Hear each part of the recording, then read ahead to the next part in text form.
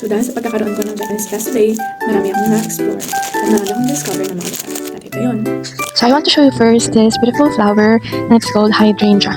At yan ay nagbo-bloom kapag mag-start na yung rainy season. Ang galing lang kasi parang yung kulay niya 2-in-1. Actually minsan 3-in-1 kasi may nakita akong merong white, merong pink at merong purple flowers. Ayan, so actually first time ko palang pupuntahan yung meeting place namin. Kaya nung una medyo nagdalawang isip pa ako kasi nga ayokong mag-explore ng lugar na hindi ko alam. Pero naalala ko, diba nga sa Bible, there are 365 words that says, do not fear. So araw-araw merong nakalaan ng Diyos para ipaalala sa atin na huwag tayong matakot. At masabi kong worth it dahil sa gaganda ng mga napuntahan ko ngayon. Hindi ko lang discover yung mga bagong daan, kundi nagkaroon din ako ng opportunity para makita tong napakagandang view at napakagandang lugar na to. So napakadaming libro na pinapagpilian. Nga lang, hindi ko kayang basahin kasi nga Japanese, pero yung lugar, sobrang sarap magstay. Bukod sa magandang views on 4th and 5th floor, ayan, sobrang tahimik ng lugar, napakaganda ng ambience. Okay, tour ko kayo konti dito sa 4th floor ng library here in Wakayama. And sobrang nakaka-amaze, ang ganda-ganda ng lugar. Parang gusto mo bukatin lahat ng libro pero hindi ko pabasa. Hinahanap ko yung papunta doon sa 5th floor. Look, yung outdoor. Ang ganda. Siyempre, kailangan hanapin natin kung paano makakalabas dyan, di ba? So, ikot-ikot muna. Hindi ko alam kung nasaan yung daan. Kaya bumalik ako dito sa dinaanan ko. Nung hinahanap ko yung papunta dun sa 5th floor, nalito ko, hindi ko alam kung saan yung daan. Kasi wala akong makitang pinto. So, dumaan ulit ako sa elevator.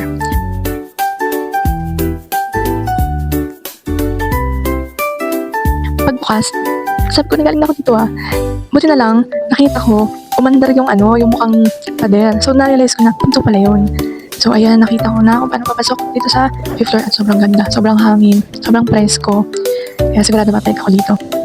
Alam mo, isa sa nakakatawa dito sa Japan, hindi mo kailangan gumas para makakita ng magagandang views and to gain nice experiences like this. Diba, yan palang nakaka-relax na. I also tried to open some books. Kasi itong mga covers, pero yun nga, hindi ko mabasa.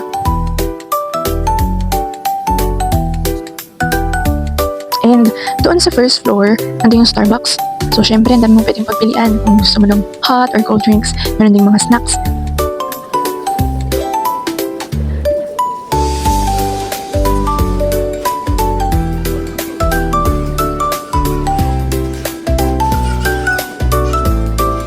I tried to look for some books na pwede kong basahin, pero mostly talaga in Japanese eh.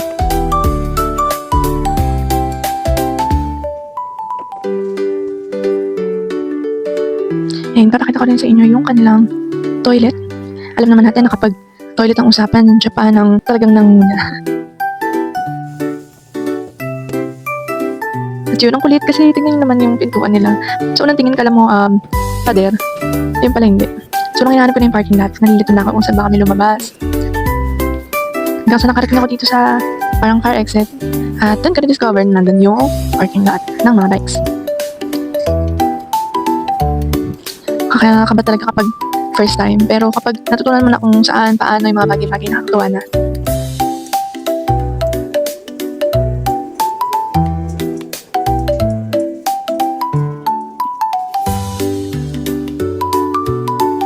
Yun, nung pauwi, hindi mo na ako dumaan doon sa una kong dinaanan kasi dumaan pa ako sa Lamong at namili ako ng mga tinapay. So, syempre si Google lang nagbibigay sa akin ng daan, kaya kung saan na naman ako nakaraan. Buti na lang nung nakaraan, sinamahan ako ni Lisa papunta dito sa Green Corner.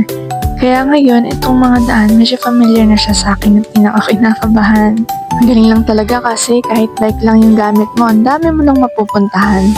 Kaya pag si Google talaga, ang dami mong ma-discover ng mga daan. At yun lang, that's all for today. Shalom and thank you for watching.